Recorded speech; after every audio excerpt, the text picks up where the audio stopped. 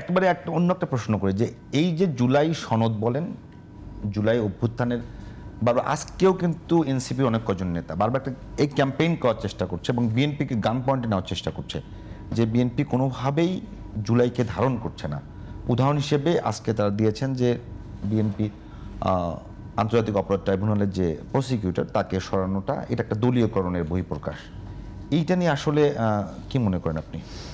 আমি কোনটার উত্তর আগে দেবো? আপনি কি দলীয়করণের উত্তরটা আগে নিতে চান নাকি আর জুলাইকে ধারণ জুলাই ধারণ করছে না বিএনপি সেই জায়গায়? এই ক্যাম্পেইনটা চলছে, আমাদের পক্ষ থেকেও চলছে, এনসিপির পক্ষ থেকে।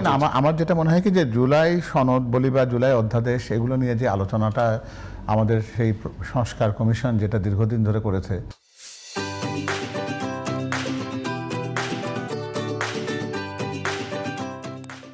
এই জায়গায় যদি কোনো কণ্ঠস্বর যদি আপনারা কখনো শুনে থাকেন বা দেশের ইতিহাসে যদি ওটা কোনো সময় রেকর্ড থাকে, তাহলে আপনারা দেখবেন যে বিএনপি ছাড়া ওখানে কারো যৌক্তিক কোনো আলোচনা ছিল এটা মনে হয় যে কেউ বলবেও না কোনো সময়। এটা বিএনপির পক্ষ থেকে যে প্রতিনিধি দল সেই সংস্কার কমিশনে প্রতিনিধিত্ব করেছে, তারা প্রত্যেকটা জায়গাতে প্রত্যেকটা শব্দের ক্ষেত্রে কিন্তু তারা তাদের ভবিষ্যৎ সম্ভাবনা যে সাংবিধানিক ব্যাপারগুলো সামনে আসবে সেগুলোকে ব্যাখ্যা কেন দিয়েছে জানেন?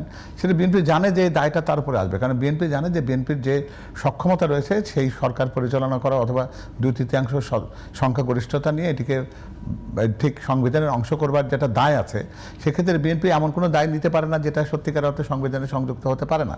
এবং তুষার সে কথাটা খুব যৌক্তিকভাবে বলছিল যে সংবিধান সংস্কার পরিষদের শপথ বিএনপি কীভাবে নেবে?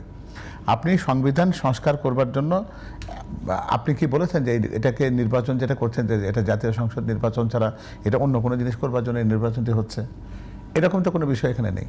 যদি না থাকে, আর গণভোটের কথা যেটা আসে, গণভোটের ব্যাপারটা নিয়ে অনেকেই তো অনেক কথা বলেছেন। বিএনপি এই ব্যাপারে প্রথম দিন থেকে বলেছে যে গণভোটটা অযৌক্তিক, এটা গণভোট এখানে করবার সুযোগ নেই।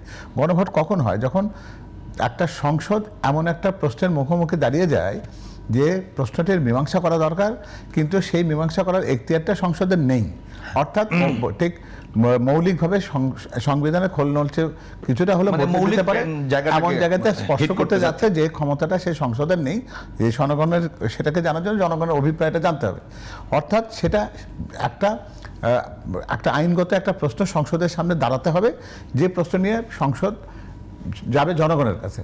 সেই কথাটি বিএনপি বলার চেষ্টা করেছে যে আগে এটিকে তো আমাকে গ্রহণ করতে হবে যে সংবিধানের মধ্যে এই পরিবর্তনগুলো আমি আনতে পারি কিনা। অর্থাৎ গণভোট এখন যেটা হয়ে গেল তার চাইতে গণভোট আগামী দিনে হওয়ার একটা বাধ্যবাধকতার পরিস্থিতি তৈরি হতে পারে যদি সংসদ সেটা মনে করে। আর দ্বিতীয় কথা যেটা, সেটা হচ্ছে যে কোনো সংসদই আগের কোনো কিছু নিয়মকানুন দিয়ে একটা সংসদের হাত পা বেঁধে ফেলা যায় না। এটি সংসদের যে সার্বভৌমত্ব সেটার প্রতি একটা হস্তক্ষেপ করার বিষয়। এটা কোনো ক্রমেই এই জায়গাতে এখানে আসে না। এবং আপনারা জানেন যে বিশিষ্ট আইনজীবীরা অনেকেই আছেন, তারা এটা বলেছেন যে এটা কোন যুক্তিতে এই কথাটি আসছে। কারণ বিএনপি যদি এটা করতে যেত, সংবিধান সংস্কার পরিষদের সদস্য হিসেবে যদি এখানে তারা যেত, তাহলে অটোমেটিক্যালি কিন্তু যদি যৌক্তিক আইনের কথা বলি, সংবিধানের কথা বলি, তাহলে ওই দিক থেকে তো তাদের সংসদ সদস্য পদই থাকে না। যদি আপনি আইনের বিশ্লেষণে যান, আপনি এটাকে আবেগ দিয়ে অনেক কথা বলতে পারেন, জুলাই সনদ আপনি ধারণ করছেন, জুলাইয়ের স্পিরিটটাকে ধারণ করেন কিনা, ওটা করে কি না করে সেটা তো বললাম যে সংস্কার কমিশনের আলোচনার প্রত্যেকটি পরতে পরতে এই কথা তো বিএনপি একবারে বলে দিলেই পারতো যে দেখুন আমাদের তো 31 দফা রাষ্ট্র মেরামতের সংস্কার প্রস্তাবনা আমরা তো প্রায় 2 বছর আগে দিয়েছি, আপনারা নিজেরা নতুন করে আলোচনা করার আগে বরং আমার তো একটা ওয়ার্কিং পেপার আছে, তাহলে সেটাকে মূল কাগজটি ধরে আপনারা আলোচনা করুন, বলুন যে আমাদের এই সংস্কার প্রস্তাবনা কোন অংশটুকুতে আপনার পরিবর্তন করতে চান, আমরা তো এটা খোলা রেখেছি, সেই জায়গাতে আমরা গ্রহণের জায়গাতে যাই। আপনারা কি করলেন? অদ্ভুত অদ্ভুত বিষয়গুলোকে আলোচনার মধ্যে এনে গণভোটের প্রশ্ন হিসেবে যা দাঁড় করালেন, আমার ধারণা দেশের 90% মানুষ যারা এই গণভোটে অংশগ্রহণ করেছে, হাত বা না যেতে হোক, তারা কিন্তু ওর মধ্যে থেকে কিছু বোঝে নাই। এই সর্বোচ্চ আইনবেত্তাকেও আপনি জিজ্ঞেস করুন, তিনি কি ওখানে বুঝে ভোট দিয়েছেন হাতে কিংবা না, বা যদি দিয়ে থাকেন হাতে কোন যুক্তিতে দিলেন, নাতে যদি দেন কোন যুক্তি দিয়ে দিয়েছেন, আপনি সেই আইনজীবীদেরকে এখানে প্যানেল করে আলোচনা করুন। আমি নিশ্চিতভাবে বলি যে তারা এখানে সদুত্তর তারা দিতে পারেনি ইতিপূর্বে কেউ। তো এরপরে যেটা আপনি বলছেন যে প্রসিকিউটর নিয়োগের বিষয়টা আবার দলীয়করণ শুরু হয়ে, আমি কিন্তু সাথে যুক্ত করেছে যে 6 সিটিতে যে প্রশাসক নিয়োগ করা হয়েছে, তো এটা নির্বাচনের মধ্য দিয়ে বিএনপি পাশ করুক, কিন্তু সেটা সমস্যা ছিল না। একেবারে সরাসরি দলীয় যারা লোক তাদেরকে প্রশাসক হিসেবে নিয়োগ দেওয়াকে দলীয়করণের একটা নতুন শুরু মনে করছেন তারা। আচ্ছা, একটা জিনিস আপনাকে যদি বুঝি, আমি প্রথমটাতে প্রসিকিউটরের কথাতে আসি। আমি প্রসিকিউটর মহোদয়ের কিন্তু তার এই আদেশ যেটা হয়েছে নতুন প্রসিকিউটর নিয়োগের, যেটা তার পরিপ্রেক্ষিতে উনি একটা সংবাদ সম্মেলনের মতন করে দীর্ঘ একটা বক্তব্য দিয়েছেন। তিনি কিন্তু প্রত্যেকটা জায়গায় বলেছেন যে কোনো সরকার যখন দায়িত্বে আসে সেই সরকার তার মতন করে তার যে প্রতিশ্রুতি থাকে জনগণের কাছে সেই প্রতিশ্রুতিকে প্রতিপালন করবার জন্য, বাস্তবায়ন করবার জন্য তার নিজস্ব একটা পরিকল্পনা থাকে। সেই পরিকল্পনায় উনি যে যে ব্যক্তিগুলোকে যে জায়গাতে যোগ্য মনে করেন তাকে তিনি সেই জায়গাতে রাখবেন। এখন আপনি তো দিন শেষে প্রশ্ন পরে করতে পারেন যে আপনি পরিবর্তনটা করার মধ্যে দিয়ে এই আইনের গতিকে শ্লথ করে দিয়েছেন কিনা, অথবা সেই বিচার প্রক্রিয়ার প্রতি কোনো প্রভাব এসেছে কিনা।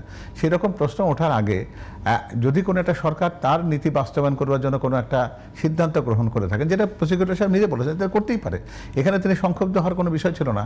এমনকি তাকে এই মন্ত্রণালয় থেকে পরিষ্কার বলা হয়েছে যে আপনি পদত্যাগ করবারও দরকার নেই আপনার। এটা অটোমেটিক একটা প্রসেস। রাষ্ট্র একজনকে নিয়োগ দিয়েছে, রাষ্ট্র ওই জায়গাতে আরেকজনকে নিয়োগ দিয়েছেন। এটা তো একটা ঘটনাক্রমে কোনো একটা প্রক্রিয়ার একটা অংশের বাইরে নয়। এই ঘটনার পৃথিবীর ইতিহাসে প্রথমবারের মতো ঘটছে তা না। এই বিশ্বের সব জায়গায় গণতান্ত্রিক প্রতিষ্ঠানগুলো যারা নতুন সরকার যারা আসেন তারা যখন জানে যে দিন শেষে 5 বছর পরে তাকে যখন জবাবদিহিতার মুখোমুখি দাঁড়াতে হবে, তখন যে জবাবদিহিতা করবার জন্য যে ইনস্ট্রুমেন্ট, যে ব্যক্তিবর্গ প্রশাসনের যে যে জায়গাতে রাখলে আইন শাখার যে যে জায়গাতে যাকে সরকারের পক্ষ থেকে নিয়োগ দিয়ে যেটা করা যায় অন্য জায়গাগুলো বাদ দিয়ে, সেই জায়গাতে তিনি উপযুক্ত লোকটি বসিয়ে সে দায়িত্ব পালনটি করবার কাজটি করবেন, এটি তো নিয়ম। সেক্ষেত্রে এরকম ভিন্নতা মনে করবার কারণ নেই। আর যেটি আপনি প্রশাসক নিয়োগের কথা বলছেন, প্রশাসক দিয়েই তো চলেছে, 1.5 বছর তো প্রশাসক দিয়েই চলেছে। 1.5 বছর যখন প্রশাসক দিয়ে চলেছে তখন একটু অপেক্ষা করুন না।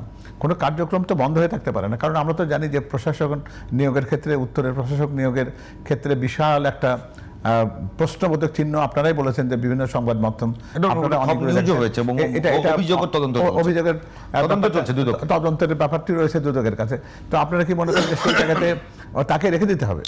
তো সেই প্রেক্ষাপটে বিএনপি যাকে দিক না কেন, আপনি তার কার্যক্রমটা দেখেন না কেন। সব জায়গাতে দলীয়করণ এই শব্দটিকে আমরা কেন আনি? দলীয়করণের ব্যাপারটিকে যদি এইরকম হলে যে দল কাউকে নিয়োগ দিলে সেটি দলীয়করণ হয়ে যাবে। এই আজকে যে ধরেন বিভিন্ন সচিব পর্যায়ে পরিবর্তন হয়েছে, সেটাও কিন্তু একই কথা, যে একটা দল রাষ্ট্র পরিচালনার দায়িত্বে এসছে, তারা তাদের একটা ম্যানিফেস্টো আছে, তাদের অঙ্গীকার আছে, তাদের দেশ গড়ার পরিকল্পনা আছে। সেই পরিকল্পনা বাস্তবায়নের জন্য যারা যারা যোগ্য তাদেরকে দিয়ে তারা কাজটা করাবেন। সিটি কর্পোরেশন কি চুপচাপ বসে থাকবে? সিটি কর্পোরেশনের সামনের দিনে ডেঙ্গু একটা ইস্যু হিসেবে আসছে, মশা নিয়ন্ত্রণের একটা ইস্যু আসছে। আপনি প্রশ্ন করবেন না সরকারকে? আপনি প্রশ্ন তো করবেন যে ভাই এই কাজে আপনারা সফল হয়েছেন কিনা। তাহলে আমি ছোট জগন্নাথে বসে থাকবো আর প্রশ্ন আপনারটা নেব, আর আমি যে লোকটিকে দেবো তাকে আপনি বলবেন দলীয়করণ হয়ে গেছে। আপনি কাজ দেখুন না, আপনি প্রশ্ন করবেন তাকে যখন বলবে যে সেই মানুষটি ডেঙ্গু নিয়ন্ত্রণে কতটা সফল হয়েছেন, মশা নিয়ন্ত্রণে কতটা সফল হয়েছেন, আবর্জনা এখান থেকে অপসারণ করার ক্ষেত্রে তার সফলতা কতটুকু। সামনের ঈদ আসছে, ঈদের পরে আরও অন্য ঈদও আসবে। আমরা আশা করব নির্বাচিত জনপ্রতিনিধি যত তাড়াতাড়ি সম্ভব তাদের দায়িত্বটি বুঝে নেবেন, কিন্তু তার মাঝখানেও তো একটা দায়বদ্ধতার জায়গা আছে। সেখানে দায়বদ্ধতাকে সুষ্ঠু করবার জন্য দলের পক্ষ থেকে যাদেরকে দেওয়া হয়েছে, সরকারের পক্ষ থেকে, আমি দলের পক্ষে বলবো না, সরকারের পক্ষ থেকে যাদেরকে ওই দায়িত্ব দেওয়া হয়েছে, আপনি তাদের দায়িত্বের মূল্যায়ন করুন। কে কোথা থেকে এসছে এই প্রশ্নটি অবান্তর।